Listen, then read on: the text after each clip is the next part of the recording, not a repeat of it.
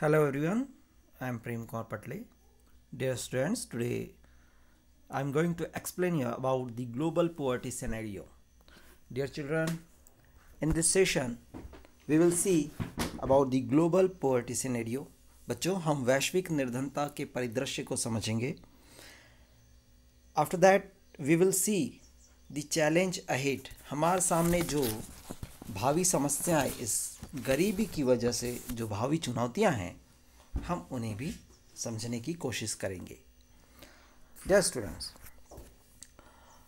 in this part of the global poverty scenario we will try to understand about the poverty in different parts of the world, as well as we will see which countries are in the mode of improvement. They have adopted a lot of strategy to remove poverty from their countries. So I am going to start with this section. The proportion of people in different countries living in extreme economic poverty. बच्चों, जो developing countries है, विकासशील देश हैं, उसमें अत्यंत आर्थिक निर्धनता को बतलाया गया है. और उस आर्थिक निर्धनता को बतलाने का जो काम है वो वर्ल्ड बैंक ने किया है, which is defined by the World Bank as a living on less than $1.90 per day has fallen from 36% in 1990s to 10% in 2015. बच्चों, विश्व बैंक ने जो अपनी पॉवर्टी की डेफिनेशन के अकॉर्डिंगली उसने ये बतलाने की कोशिश किया है कि $1.90 पर डे से कम कमाने वाले लोग, उनकी जो जनसंख्या का प्रतिशत है वो 1990 में जहाँ 36% था वो 2015 आते आते अब वो 10% पर आ चुका है. ठीक, $1.90 हमारी इंडियन करेंसी के अकॉर्डिंगली लगभग 139 रुपीज़ के आसपास होगा. Although there has been a substantial reduction in global poverty, it is marked with great regional differences. बच्चों, यह सही है कि वैश्विक निर्धनता में ये उल्लेखनीय गिरावट आई है, लेकिन इसमें फिर भी आपको कुछ ना कुछ रीजनल डिफरेंसेस, क्षेत्रीय भिन्नताएं देखने को मिल सकती है. अगर हम बात करें चाइना की, poverty declined substantially in China and Southeast Asian countries as a result of rapid economic growth and massive investment in human resource development. जो कुछ कंट्रीज ने इकोनॉमिक ग्रोथ को लाने के लिए, इकोनॉमिक ग्रोथ के बेस पर अपनी पॉवर्टी को कम किया. ठीक, उन्होंने ऐसे इकोनॉमिक इंफ्रास्ट्रक्चर को क्रिएट किया जिससे पॉवर्टी तेज़ी से घटने लगी. साथ ही साथ कुछ ये हम बात कर रहे हैं चाइना की और साउथ ईस्ट एशियन कंट्रीज़ की. इसमें जापान जैसी कंट्री भी शामिल है. ठीक, साउथ ईस्ट एशियन कंट्रीज़ में जापान जैसी बड़ी डेवलप कंट्री भी इसमें शामिल है. बच्चों, इन कंट्रीज़ ने अपने ह्यूमन रिसोर्स डेवलपमेंट पर भी फोकस किया. जब ह्यूमन रिसोर्स डेवलपमेंट किस तरह से हो सकता है? हेल्थ फैसिलिटी प्रोवाइड करके, एजुकेशन फैसिलिटी प्रोवाइड करके, स्किल बनाने के लिए ट्रेनिंग प्रोवाइड करना. तो ये ह्यूमन रिसोर्स डेवलपमेंट को उन्होंने फोकस किया और इस तरह से ग्लोबल पॉवर्टी के रिडक्शन में, उसके उन्मूलन में उन्होंने बेहतर काम किया. चाइना के बारे में और इन्फॉर्मेशन देखिए. Number of poor in China has come down from 88.3% in 1981 to 14.7% in 2008 to 0.7% in 2015. देखिए चाइना ने कितना ज़बरदस्त ग्रोथ किया. ठीक है, जहाँ 1981 में 88.3%, ठीक है, इनकी जो निर्धनता का जो प्रतिशत था 1981 में 88.3% से घट करके 2008 में 14.7 हो गया और 2015 में 0.7। तो ये चाइना और साउथ ईस्ट एशियन कंट्रीज़ की इन्फॉर्मेशन है। अब हम साउथ एशिया की बात करते हैं। साउथ एशिया में हम भी आते हैं, India, Pakistan, Sri Lanka, Nepal, Bangladesh, Bhutan. In the countries of South Asia the decline has also been rapid 34% इन 2005 to 16.2% in 2013। बच्चों, दक्षिण एशिया के जो देश हैं, भारत, पाकिस्तान, श्रीलंका, नेपाल, बांग्लादेश, भूटान, इनमें भी निर्धनों की जो संख्या है उसमें गिरावट आई, लेकिन इतनी तीव्रता से नहीं आई। 2005 में 34%, 2013 में 16.2%। ठीक है, अगर हम चाइना के हिसाब से देखते हैं तो उतना डेक्लाइनिंग की ओर हमें नहीं दिखाई देता है पुअर्टी में। With decline in the percentage of the poor, the number of poor has also declined significantly from 510.4 million in 2005 to 274.5 million in 2013। बच्चों, जिस तरह से निर्धनों के प्रतिशत में गिरावट आई, उसी आधार पर अगर हम कहें तो जो नंबर ऑफ पुअर्स थे उनकी भी संख्या में थोड़ी कमी आई। जहां 2005 में पुअर्स की जो संख्या थी वो 510.4 मिलियन थी, वो 2013 आते आते 274.5 मिलियन के आसपास आ गई। But because of different poverty line definition, poverty in India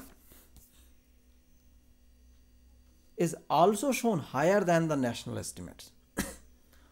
हमारे इस देश में, भारत में, जो भिन्न भिन्न निर्धनता की रेखा की परिभाषा है, उसके कारण जो निर्धनता का जो राष्ट्रीय अनुमान है, एस्टिमेट्स हैं, नेशनल एस्टिमेट्स हैं, उससे कहीं वो अधिक रह गई है। क्योंकि हम इनकम के अलावा भी और भी चीज़ों को फोकस करने लगे हैं, जैसे हेल्थ फैसिलिटी को, जैसे हम अपने एजुकेशन को, हम अपनी डेली लाइफ में हमारे जो कंजप्शन की बात करें उसको। तो ये अलग अलग डेफिनेशंस की वजह से, अलग अलग पुअर्टी की डेफिनेशन की या पुअर्टी लाइन की डेफिनेशन की वजह से हमारे इंडिया में जो नेशनल एस्टिमेट्स हैं, नेशनल एस्टिमेट्स जो हमने तय कर रखा है निर्धनता के लिए, उससे कहीं ज़्यादा दिखाई पड़ती है। Now we will move towards the Saharan Africa, सब सहारन अफ्रीका। बच्चों, अब हम सब सहारा अफ्रीका के उन रीजन्स की बात करते हैं जहाँ पर पुअर्टी को एस्टिमेट किया गया है। इन सब सहारन Africa, poverty in fact declined from 51% in 2005 to 41% in 2015। सब सहारा अफ्रीका की निर्धनता भी 2005 में, जहाँ उसके टोटल पॉपुलेशन का 51% था, वो 2015 आते आते 10% रिड्यूस हो गया और अब बचा 41%। ठीक है। In Latin America the ratio of poverty has also decline from 10% in 2005 to 4% in 2015। Latin America में भी 2005 में 10% से कम होकर के 2015 में 4% के आसपास आ गया। तो ये एक अच्छे इंडिकेशन दे रहा है ये कि इस तरह से पुअर्टी को रिड्यूस करने के लिए अलग अलग कॉन्टिनेंट्स में स्ट्रेटजीज को बना करके उसको फॉलो किया जा रहा है। क्या ऐसी प्लानिंग्स की जा रही है जिसके थ्रू पुअर्टी को ख़त्म किया जा रहा है। तो ये रिडक्शन, ये डिक्लाइनिंग इस ओर इशारा करती है। Poverty has also resurfaced in some of the former socialist countries like Russia. ये कह रहा है कि कुछ समाजवादी देश, सोशलिस्ट कंट्री जैसे कि रूस, उसमें निर्धनता पुनः वापस आ गई, पुनः वापस नहीं आ गई, पुनः व्याप्त हो गई है, ऐसा वो कह रहा है। ये बतलाता है वह officially it was non existent earlier, जहाँ आधिकारिक रूप से पहले कोई निर्धनता थी ही नहीं, वहाँ पर अब गरीबी पुनः व्याप्त हो गई है, ऐसा हमें बतला रहा है। टेबल 3.2 बच्चों ये टेबल है, अभी मैं आपको बतलाऊंगा। Show the proportion of people living under poverty in different countries as defined by the international poverty line. बच्चों जो मैं अभी आपको टेबल दिखाने जा रहा हूँ ये है, ये अंतर्राष्ट्रीय निर्धनता की रेखा को दर्शाता है, और इसे जो तैयार करने वाली संस्थाएं हैं उन्होंने इन अलग अलग कंट्रीज़ को वहाँ के एस्टिमेशन लिया, अलग अलग पॉइंट ऑफ व्यू से किया, और उन्होंने बतलाया कि किस कंट्री की कितनी पॉपुलेशन गरीब या निर्धनता के नीचे रहने वाले है। बच्चों जो यूनाइटेड नेशंस है, संयुक्त राष्ट्र, उसने अपने विकास या डेवलपमेंट के जो गोल्स हैं, सस्टेनेबल डेवलपमेंट गोल्स, उसमें एक लक्ष्य रखा है कि एक 1.90 का हमने पहले देख रखा था, है ना, उस अर्निंग से, उस रेशियो से या उस लेवल से कम अर्न करने वाले जो लोग हैं उसने पॉवर्टी की कैटेगरी में रखे थे। तो इस प्रॉब्लम को 2030 के आते आते पूरी तरह से समाप्त कर देने का प्लान या गोल उसने किया हुआ है। The new sustainable development goals of the United Nations proposes ending poverty of all types by 2030। चलो बच्चों अब हम इस टेबल को पर फोकस करते हैं। That is poverty head count ratio comparison among some selected countries. In the one column you can see the name of countries, and in another column, next column, you can see the percentage of population who lived below the $1.90 a day। ठीक है, अब आप इसमें हमारे इस country India को देखिए जो 3rd नंबर में दिखाई दे रहा है। बच्चों इसके हिसाब से हमारे टोटल पॉपुलेशन का 21.2% पॉपुलेशन जो है वो 1.90 मतलब 139 रुपीज़ पर डे से कम की इनकम के कैटेगरी में वो आता है। तो हमारी बहुत बड़ी पॉपुलेशन आज हमारी गरीबी में जी रही है। नाइजीरिया देखिए टॉप में है 53.5 अकॉर्डिंग टू 2009, और हमारे यहाँ जो सेंसस हुआ था बेटा 2011 में, उसके accordingly 21.2% population live below the $1.90 per day. तो ये हमारे इस देश की गरीबी का जो एस्टिमेशन है वो एक ग्लोबल सिनेरियो के, ये वैश्विक परिदृश्य के तौर पर देखने को मिल रहा है, जिसका कि यूनाइटेड नेशंस के थ्रू तैयार किया गया एक पॉवर्टी हेड ये टेबल है। Now dear students we will focus on the challenges ahead. हमारे सामने भावी चुनौतियाँ क्या हो सकती है, किस तरह से हम अपनी समस्याओं को दूर कर सकते हैं। अगर मैं बात कहूँ कि इस गरीबी को दूर करने के लिए किन चीज़ों पर जोर देना चाहिए, ठीक है, तो उसके कौन से ऐसे इम्पॉर्टेंट फैक्टर्स हो सकते हैं जिसके थ्रू हम इस पॉवर्टी को रिड्यूस कर सकते हैं, ऐसी आने वाली ऐसी समस्याओं को हम ख़त्म कर सकते हैं। तो definitely you will say about to provide the free and compulsory education, है ना, free and compulsory primary education. आप ज़रूर उस पर बात करेंगे बच्चों कि सर हम एलिमेंट्री एजुकेशन है वो universal free elementary education provide किया जाना चाहिए, है ना। डेक्लाइनिंग ऑफ पॉपुलेशन ग्रोथ, हमें जो है जनसंख्या विकास में गिरावट लानी होगी, और साथ ही जो पॉपुलेशन का एक इम्पॉर्टेंट पार्ट है विमेन, उसको एम्पावरमेंट प्रोवाइड करना पड़ेगा, उसको सशक्त बनाना पड़ेगा। Increasing empowerment of the women and the economically weaker section of society, और जो समाज के आर्थिक रूप से कमज़ोर वर्ग हैं उनको भी एम्पावरमेंट, उनका भी सशक्तिकरण करना होगा, तब हम इन सारी समस्याओं को दूर कर सकते हैं। Poverty has certainly declined in India, Bharat में निर्धनता में निश्चित रूप से गिरावट तो आई है, but despite the progress poverty reduction remains India's most compelling challenge. फिर भी इस उन्मूलन के साथ साथ ये जो गरीबी है, गरीबी की उन्मूलन की अगर हम बात करें तो ये भारत की सबसे बड़ी बाध्यकारी चुनौती है। compelling challenge. And wide disparities in poverty are visible between rural and urban areas and among different states. ग्रामीण और शहरी क्षेत्रों में और विभिन्न राज्यों में निर्धनता में व्यापक असमानता है। ठीक है, कहीं का किसी स्टेट की गरीबी का जो या पॉवर्टी का जो एस्टिमेशन है वो उनके हिसाब से तय किए गए मानकों पर होता है, उनके द्वारा तैयार किए गए लेवल्स के हिसाब से होता है। उन्होंने जो पैरामीटर्स डिसाइड किया उसके अकॉर्डिंगली होता है। तो इनमें काफ़ी डिस्पैरिटीज़ देखने को हमें मिलती है। रूरल एरियाज़ में और अर्बन एरियाज़ में भी हमें गरीबी में व्यापक असमानताएं देखने को मिलती है। ठीक है, इसके अलावा अलग अलग स्टेट्स की बात कर ले, अगर हम कंपेयर करें पंजाब, हरियाणा और बिहार के बीच में, तो आपको इसमें व्यापक असमानताएं देखने को मिलेगी। गरीबी की जो कैटेगरी है वो अलग दिखाई देगी। अगर हम विभिन्न देशों की बात कर लें, जैसे हमने आपको इसके पहले भी एक एक्सप्लेनेशन में बतलाया था कि अमेरिका में जिस व्यक्ति के पास कार नहीं है वो गरीबी में आता है, लेकिन हमारे इंडिया में कार नहीं होना गरीबी की निशानी तो नहीं है।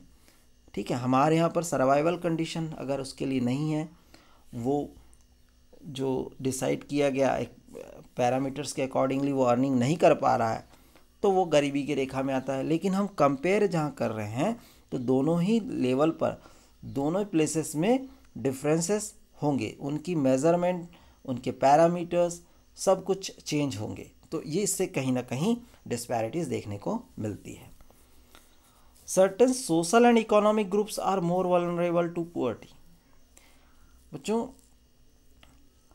कुछ सामाजिक और आर्थिक समूह हैं जो निर्धनता के प्रति अधिक असुरक्षित हैं।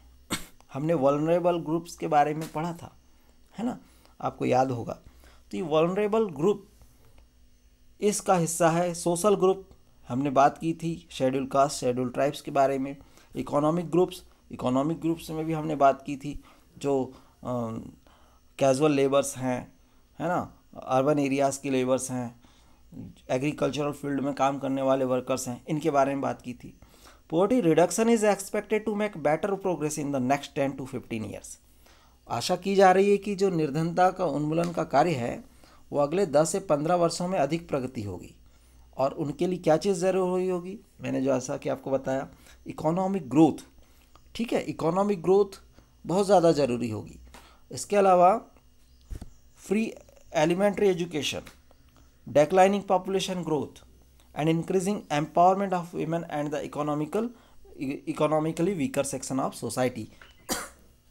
इन सभी में proper management, proper guidance, proper support, policies, उसका इम्प्लीमेंटेशन, एग्जीक्यूशन, ये सब कुछ की ज़रूरत होगी। तब हम इन सभी चुनौती से, इस पॉवर्टी, इस गरीबी से हम दूर हो सकते हैं।